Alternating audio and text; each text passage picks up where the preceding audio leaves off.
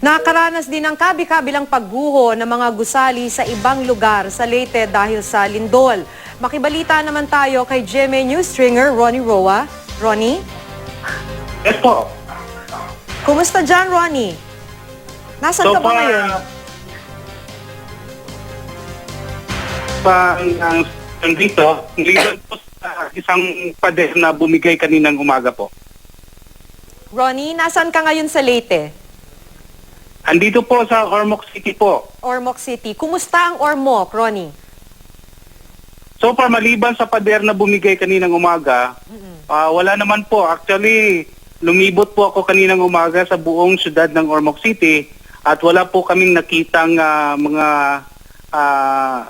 pinsala maliban sa pader. Okay. That's good. So, maliban dun sa pader, walang nasaktan, walang ibang casualties?